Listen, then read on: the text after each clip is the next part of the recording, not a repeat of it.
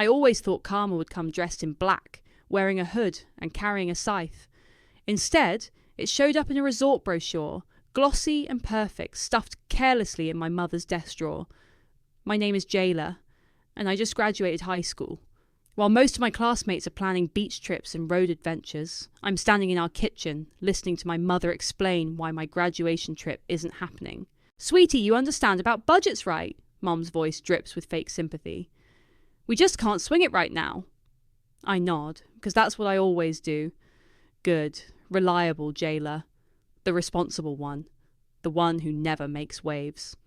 "Besides," my sister Quinn pipes up from behind her phone, "you're so good with the house and mittens.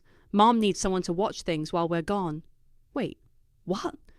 While you're gone? The words feel like glass in my throat. Mom at least has the decency to look uncomfortable. "Quinn's spring showcase is coming up. We thought a little mother-daughter bonding trip would help her prepare." "Mother-daughter bonding," I repeat. Last time I checked, I was her daughter too. "Just a quick weekend at Crystal Cove Resort," Quinn says, finally looking up. "You know, where all the influencers stay. The resort where my graduation trip was supposed to be. The one I'd been saving for since freshman year, putting away birthday money, summer job earnings, even the emergency fund contributions Mum insisted we all make. How can we afford Crystal Cove if we can't afford my graduation trip?" Mum waves her hand dismissively. "We found some wiggle room in the budget. Quinn really needs this, honey. Her anxiety about the showcase." "What about my anxiety?" The words burst out before I can stop them. "What about the money I saved?" "Jayla." Mum's voice takes on that warning tone I know too well. "Don't be selfish. Your sister needs... I need to check something." I turn and head for Mum's home office, ignoring her protests. The drawer isn't even locked. The resort brochure sits on top, but underneath are bank statements. My hands shake as I read the numbers. There it is. My emergency fund. Transferred to Mum's personal account 3 months ago. The same amount as the Crystal Cove deposit. "What are you doing in here?" Mum appears in the doorway, arms crossed. "You used my money." My voice sounds strange, distant. "You took my emergency fund for Quinn's trip. I'm your mother. I decide what constitutes an emergency." She steps closer, trying to take the papers. "Quinn's mental health..." "Stop!" I hold up my hand. "Just stop. You've been doing this our whole lives. Everything's always about Quinn. My soccer games, my art shows, my achievements. None of it matters, because Quinn needs something more." "That's not true," but she won't meet my eyes.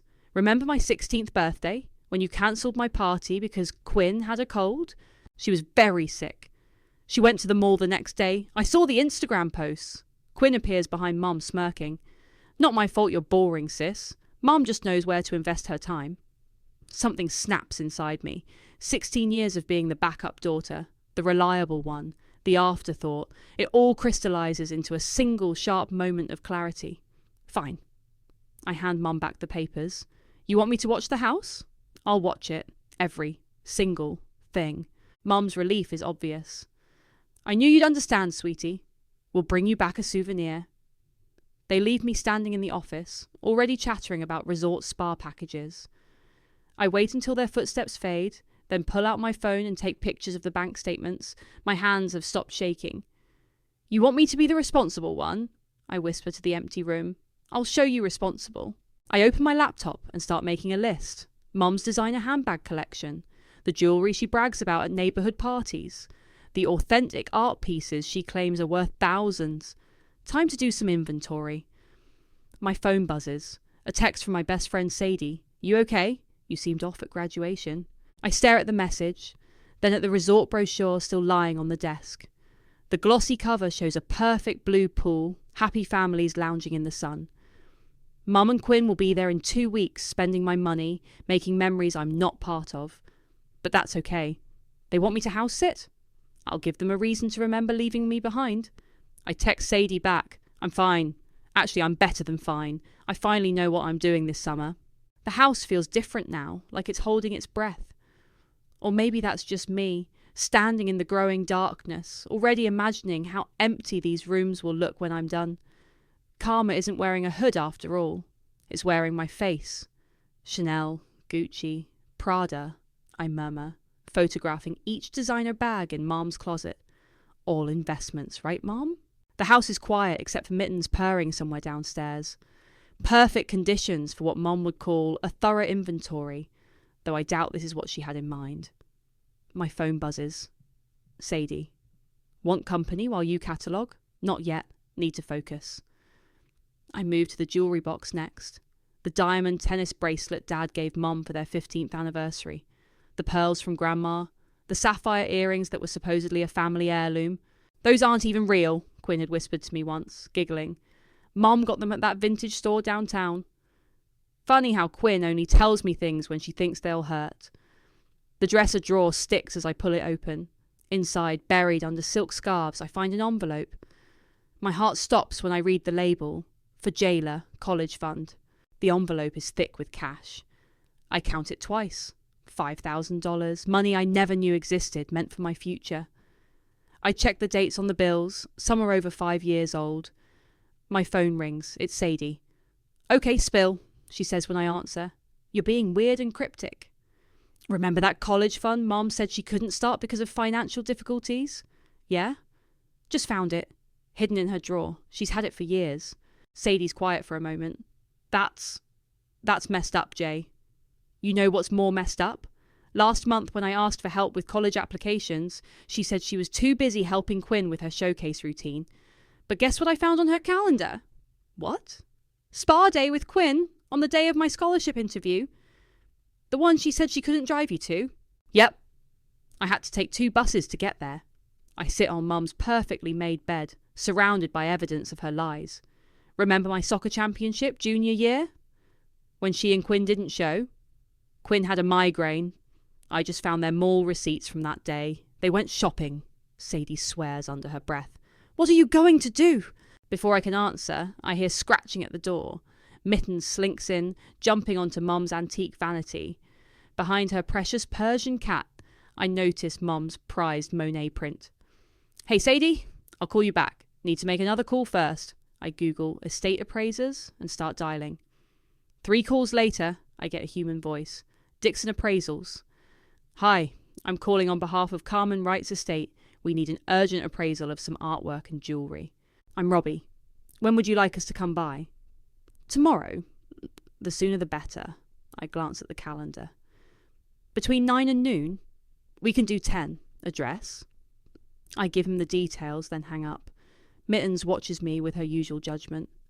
Don't look at me like that, I tell her. You know she deserves this. My phone pings with a text from Quinn. Mom says make sure you water her orchids. Don't kill them like last time. Last time. Right. When I was studying for finals and Quinn forgot to mention Mum's precious flowers while they were at her dance competition, I head downstairs to Dad's old office, now Mum's creative space. The bottom drawer of the filing cabinet holds all our important documents, birth certificates, insurance papers, and bingo! I pull out a folder labelled Receipts Important Purchases. Inside, I find exactly what I expected. Documentation for every expensive item in the house.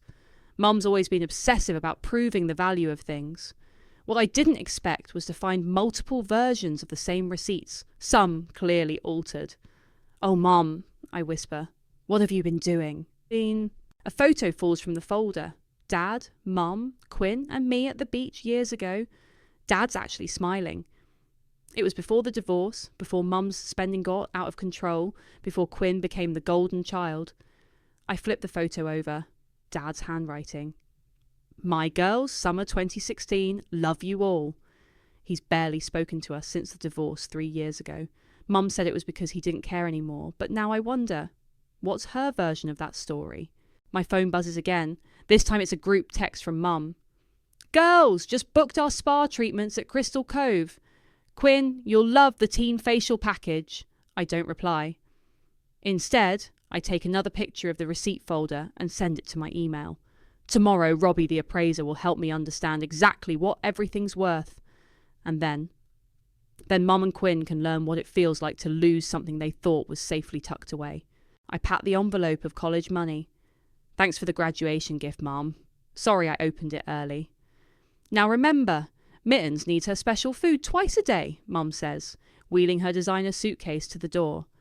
And don't forget to water my orchids. I know. I force a smile. You've only mentioned it 6 times. Quinn bounces down the stairs, her own matching luggage thumping behind her.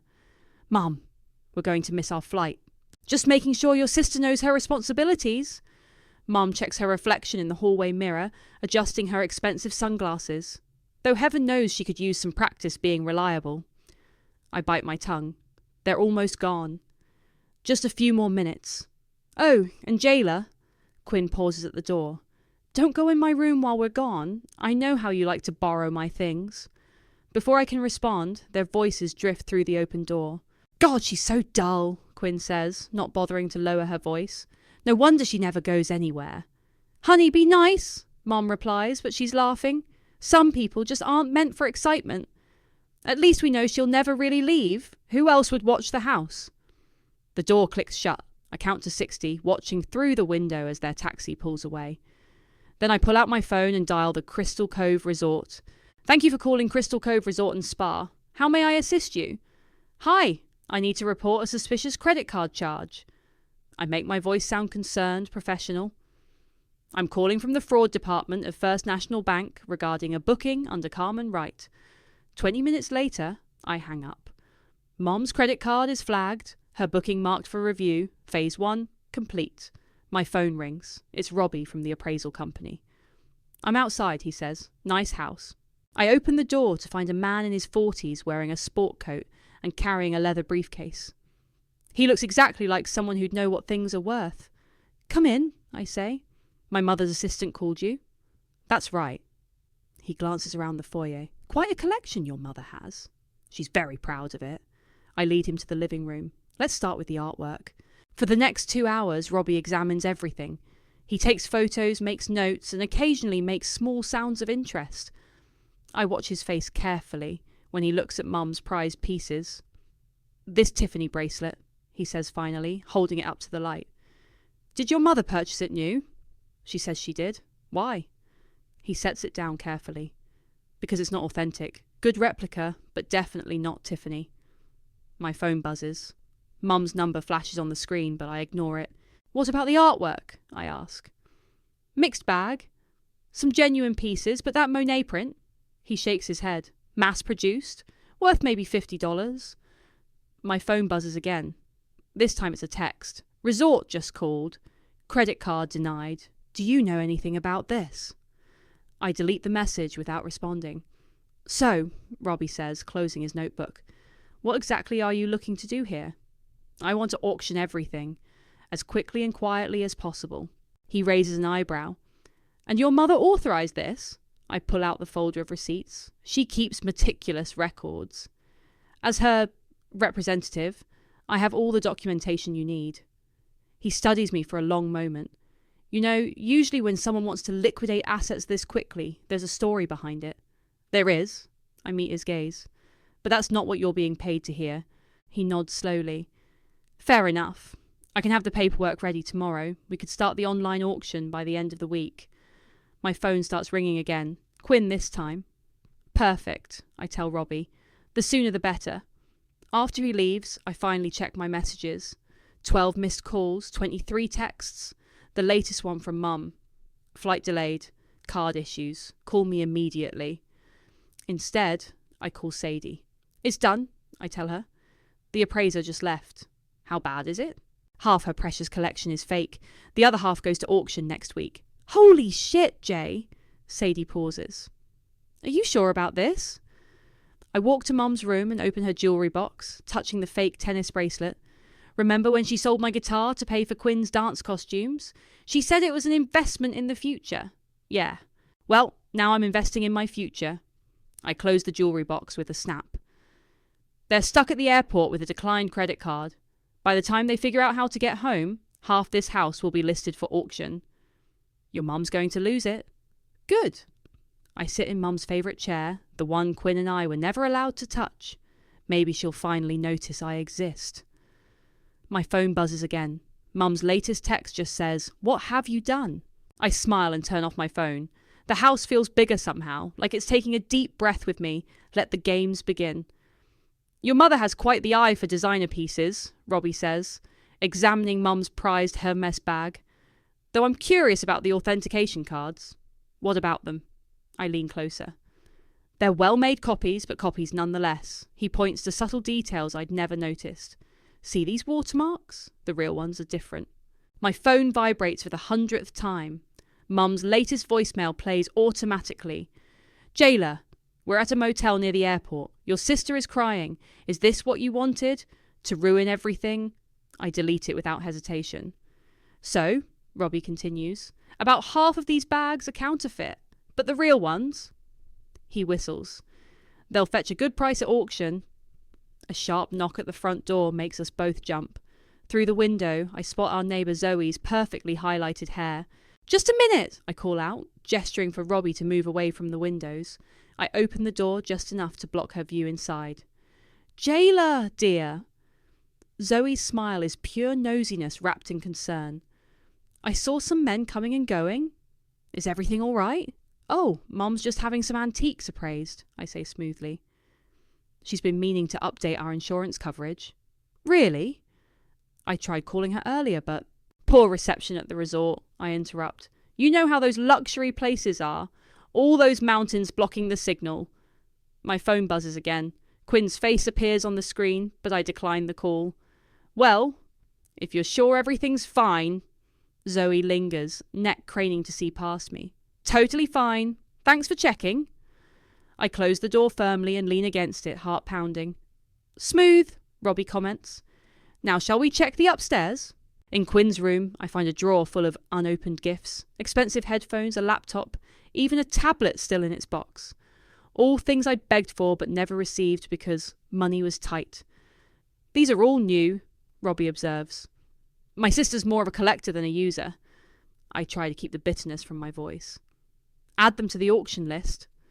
My phone lights up with a text from an unknown number. This is your father. What's going on? Your mother's hysterical. I stare at the message. Dad hasn't contacted me directly in over a year. Everything okay? Robbie asks. Fine. I pocket the phone. Let's finish up. He picks up a small jewellery box from Quinn's dresser. Now this is interesting. What? This tennis bracelet. It's actually real. Very real. And very expensive. He examines it closely. Custom made. Probably around 15 years ago. That's impossible. Mum bought it for Quinn's sweet 16. No, this is much older. He shows me an engraving inside. To Carmen, all my love, Tate. My father's name. The bracelet he gave Mum before they divorced. The one she claimed she had to sell to make ends meet. She gave Dad's bracelet to Quinn? The words taste like metal in my mouth. Family drama? Robbie asks carefully. You could say that. I take the bracelet. Add it to the list. After Robbie leaves, I sit in Quinn's room, surrounded by her unused gifts and stolen treasures. My phone shows 57 missed calls, 32 voicemails and countless texts. I listen to the latest voicemail from Quinn. Jay, please. We're stuck here. And Mom's freaking out. The resort won't let us check in, and our cards aren't working. Just call us back. A text from Sadie pops up. You okay? Your mom just called me looking for you. I'm fine, I reply. Just watching karma do its thing. Your sister messaged me too. She sounds scared. I look at the tennis bracelet in my hand. Dad's love turned into just another thing Mom could use to show Quinn she was the favourite. Good, I text back. Let her be scared. Let her wonder what's happening for once. My phone rings again. Zoe. Jailer, I just got the strangest call from your mother. Something about missing jewellery. And she mentioned the police. Really? I keep my voice light. That's weird. Everything's fine here. Must be a misunderstanding. Are you sure? Because I saw those men with briefcases and... Zoe. I cut her off. I'm sure Mom will explain everything when she gets back. Thanks for your concern. I hang up and walk to my room, where I've hidden the envelope of college money. $5,000 that should have been mine years ago. Another text from Dad. Whatever's happening, we should talk. I look at myself in the mirror. Mum's daughter. Dad's afterthought. Quinn's shadow. But not anymore. My phone buzzes with a new voicemail from Mum. You think you're being clever? You think this little stunt will work? Just wait until we get home. You have no idea what you're doing. I smile at my reflection. Actually, Mom, I whisper, for the first time in my life, I know exactly what I'm doing. The tennis bracelet glints in my hand, a perfect symbol of everything they've taken from me. Time to take it all back. I pour myself a glass of Mom's expensive red wine, the one she saves for special occasions, and settle into her forbidden armchair. The auction website is live, and the bids are already rolling in. My phone lights up with a text from an unknown number. This is the Crystal Cove Resort manager. Your mother is causing a scene in our lobby. Please contact us immediately. I take another sip of wine and watch the bidding war over Mom's authentic Gucci collection. Someone just offered $3,000 for the bag she bought in Italy last summer. The one she said cost more than my entire college application fee. The house phone rings. Nobody ever calls the landline except... Jailer? Dad's voice sounds tired. What's going on? Your mother's threatening to call the police. Really? I swirl the wine in my glass. What exactly would she tell them? That her daughter discovered all her counterfeit designer items. A pause. What are you talking about? Did you know she gave Quinn your tennis bracelet? The one she told you she had to sell? Another pause, longer this time. She what? Oh, and that college fund you set up for me, the one Mum said she never received. Found it hidden in her drawer. $5,000, Dad. $5,000 she kept from me while I worked 2 jobs to save for school. Jesus. He exhales slowly. I sent her money every month for both of you. She said a lot of things. I set down my wine. Did you know she's using my emergency fund to take Quinn to Crystal Cove? That's where they are now. Well, they're trying to be. Turns out their credit cards aren't working. My phone buzzes with another text, this time from Quinn. The hotel manager is threatening to call security. Mom's crying in the bathroom. Please, Jay, this isn't funny anymore. Your sister sounds scared, Dad says, as if reading my thoughts. Funny how that works. I open my laptop to check the auction. Being scared and helpless. Welcome to my world. A notification pops up. Someone in Mum's social circle just shared the auction link on Facebook. Perfect. Jailer, Dad's voice softens. What exactly are you doing? Getting what I deserve. Finally. I forward him photos of the fake receipts, the hidden money, the counterfeit items. Check your email. While he's quiet, presumably looking at the evidence, I get another text. This time it's from Zoe. Honey, there are rumours going around about Carmen selling everything. Is she in some kind of trouble? I smile and type back. You should check out the online auction. Some amazing deals on authentic luxury items. Dad clears his throat. This is something else. But revenge isn't what, Dad? Isn't nice? Isn't what good daughters do? Where were you when she was playing favourites? When she was stealing my future?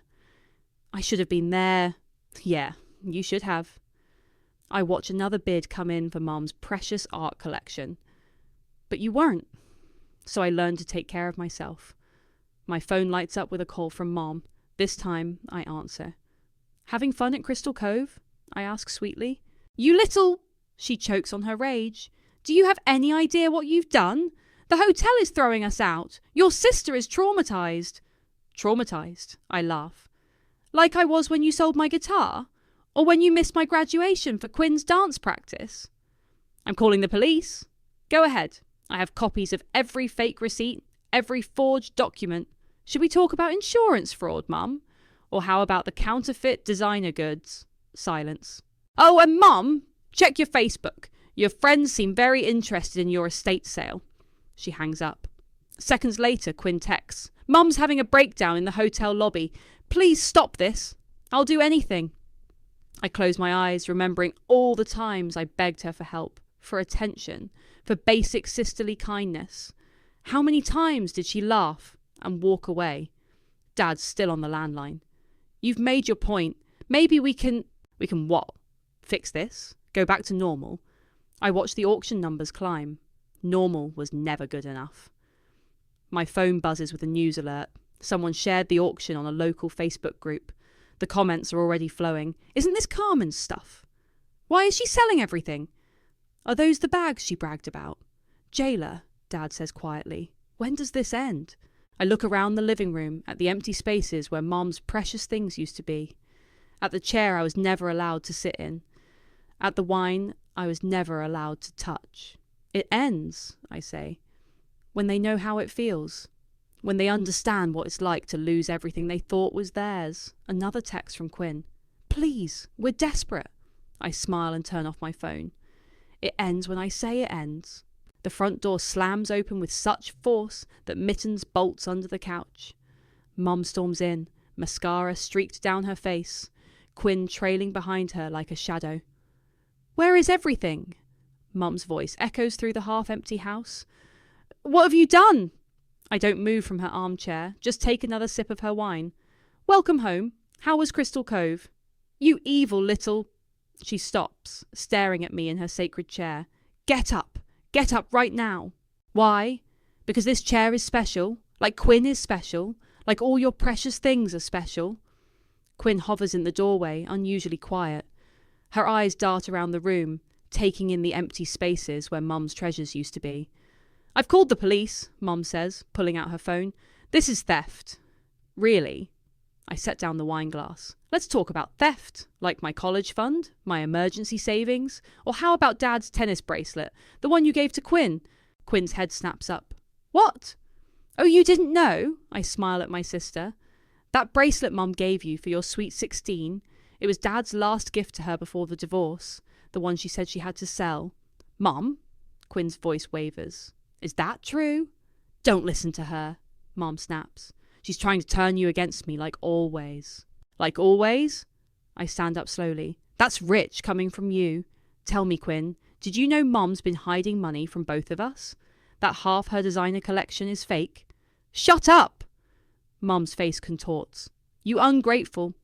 The police are welcome to come, I cut her off. I have copies of every receipt you forged, every insurance claim you filed on fake items, every dollar you stole from my account. Mum's phone slips from her hand. You wouldn't dare. I already did. Check your email. Check Facebook. Check the auction site where all your precious things are being sold right now. Quinn steps forward. Jay, please. We can fix this. Fix what? The years of being ignored, the stolen money, the lies. I turn to her. Or maybe we should fix how you helped her, Quinn. How you laughed every time she chose you over me. I didn't. Quinn's eyes fill with tears. I didn't know about the money. But you knew about everything else. The words explode out of me. You knew she was lying about my soccer games, my art shows, my graduation. You knew, and you loved it. Because she said if I didn't play along, she'd treat me like she treated you. Quinn shouts back. The room goes silent. What? I whisper. Quinn wipes her eyes. Every time I tried to stand up for you, she'd threatened to take everything away. My dance classes, my friends, everything.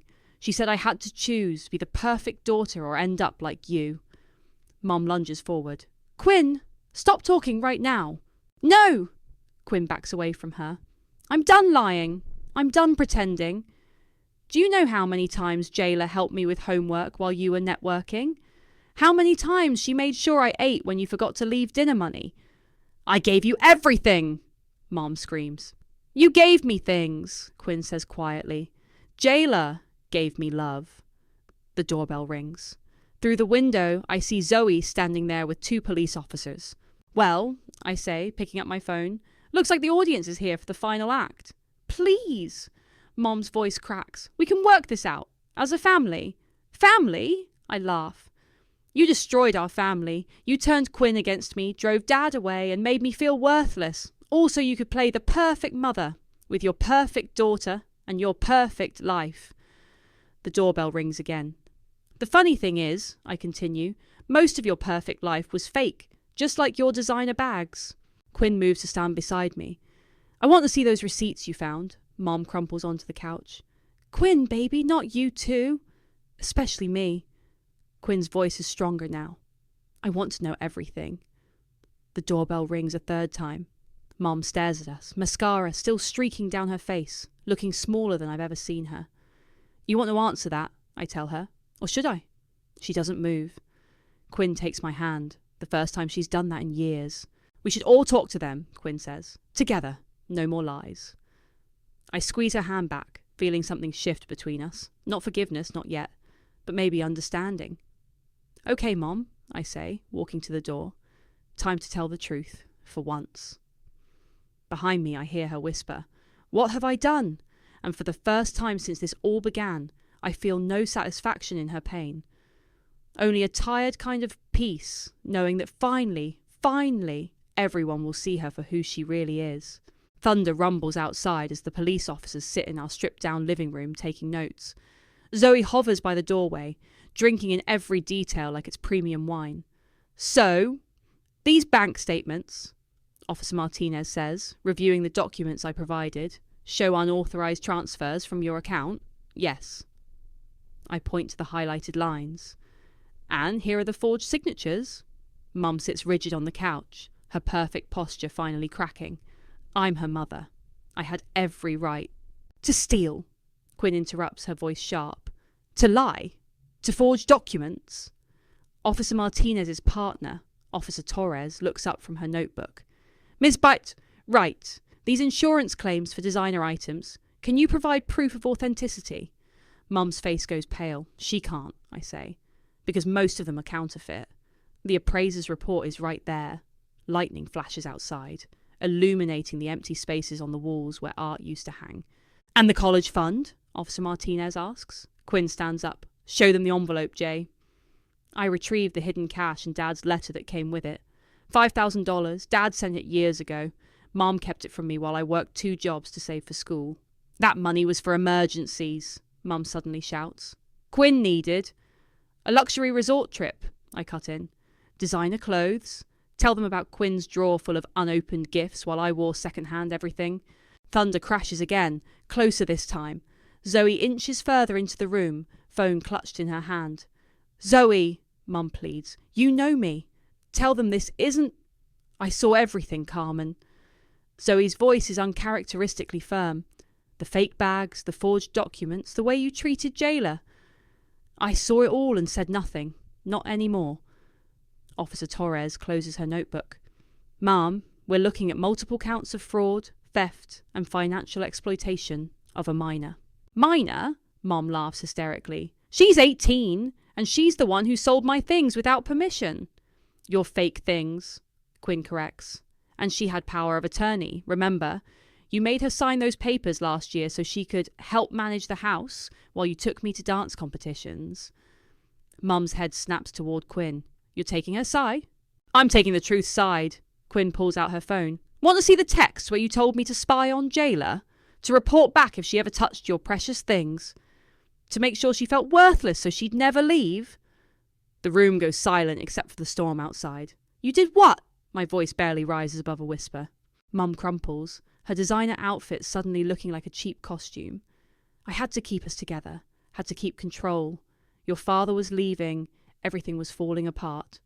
So you destroyed me to save yourself?" The truth hits like lightning. "You turned Quinn into your spy, and me into your servant, because you couldn't handle losing Dad." Mr. Right. Officer Martinez stands. "We'll need you to come down to the station." "No!" Mum lunges forward, grabbing my arm. "Jailer, baby, we can fix this.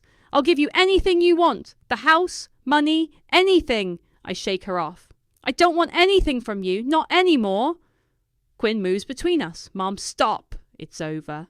"Over?" Mom's laugh turns manic. "Nothing's over. I'm your mother. I own you both." "Actually," I pull out one final document. "You don't. Remember when you made me executor of your estate? Gave me power of attorney? The house isn't even yours anymore. You signed it over to avoid tax fraud last year." The officers exchange glances. "Tax fraud too?" Officer Torres sighs. "Ma'am, let's go." As they lead Mom toward the door, she turns back one last time. "Quinn, baby." But Quinn stands firm beside me. "Goodbye, Mom." Thunder shakes the house as they leave, Zoe trailing behind them, no doubt already composing text to spread the news. In the sudden quiet, Quinn turns to me. "I'm so sorry, Jay, for everything." "Did you really keep her texts? The ones about spying on me?" She nods. "I kept everything, every manipulation, every lie, every time she made me hurt you. I thought maybe someday I'd be brave enough to tell you." Rain pounds against the windows. In the distance, police lights flash blue and red. "I don't know if I can forgive you yet," I tell her honestly. "I know." She wipes her eyes. "But maybe we can start over. Without her poison between us? I look around the half-empty house, at the spaces where Mom's fake life used to be displayed. It won't be easy. Nothing real ever is. Quinn attempts a small smile. That's what you taught me, even when I pretended not to listen. Another crack of thunder, but this time it feels less like nature's fury and more like applause. Like the sound of chains breaking. Okay, I say finally. Let's try. The storm rages on outside, but in here, in this house stripped bare of lies, something new begins to grow. The morning sun streams through my new apartment windows, catching the edge of Mom's old tennis bracelet, now mine again, sitting on the dresser. A reminder, not a trophy. My phone buzzes with a text from Quinn. Court today. You sure you don't want to come? Already made my statement, I reply. Don't need to see her face. The auction money paid for this small but sunny apartment, with enough left over for my first semester of college. Not the fancy school Mum always bragged about sending Quinn to, but one I chose for myself.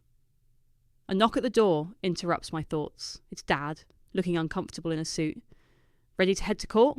I ask. Quinn's picking me up. He glances around my apartment. Place looks good. Thanks, I hesitate. How's Mum? Facing reality, finally. Her lawyer says with the plea deal, she might avoid jail time, but she'll never be the same perfect suburban mum she pretended to be. He nods, then pulls out an envelope. Found this in my old files. Thought you should have it. Inside is a photo. Me at my first art show, beaming next to a painting. Mum's there too, actually smiling at me instead of the camera. Before everything went wrong. I remember that day, I say quietly. Before Quinn's dance career took over. Before the designer bags and fake jewellery became more important than us. I should have seen what was happening, Dad says. Should have fought harder for custody.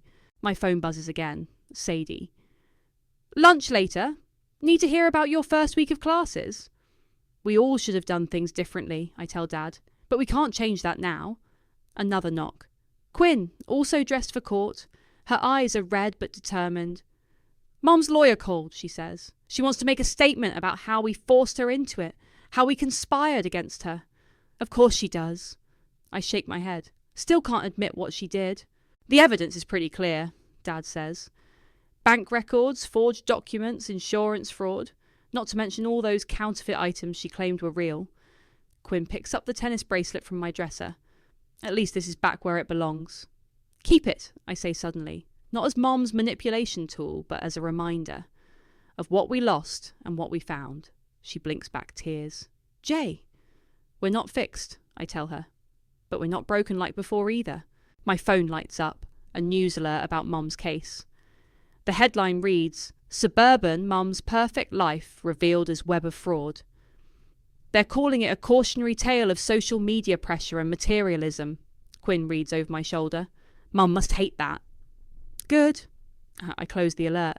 Maybe other mothers will think twice before turning their daughters against each other. Dad checks his watch. We should go. Judge Thompson doesn't like tardiness. Go, I tell them. I've got class anyway. Quinn hugs me. Still a new feeling, but getting more natural. Want to get dinner later? I found this little Thai place. Yeah, I smile. I'd like that. After they leave, I stand in my small but honest apartment. No fake artwork, no designer labels, no pretense. Just my things, my space, my truth. My phone buzzes one last time, an email from Mum's account. I did it all for you girls. Someday you'll understand a mother's love. I delete it without responding. Some people never learn, never change, never admit their wrongs. And that's okay. Because I've changed enough for both of us.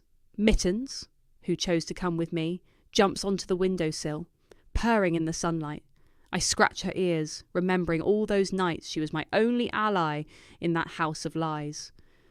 Ready for class, old girl? Outside, I hear Quinn's car pull away, heading toward the courthouse where Mum will finally face consequences. Part of me wishes I could see her face when the judge reads the charges, but I don't need to anymore. I grab my backpack, check that I have my textbooks and the lunch I made myself. No more waiting for Mum to remember to feed me. The tennis bracelet glints one more time in the sunlight before I close the door. In my pocket, I feel the small key to my apartment. Not a mansion filled with fake treasures, but a real home. My home. Built on truth. Paid for with justice. filled with possibility. Sometimes karma doesn't wear a hood or carry a scythe. Sometimes it looks like an empty house, a court date, and a fresh start. And sometimes that's enough.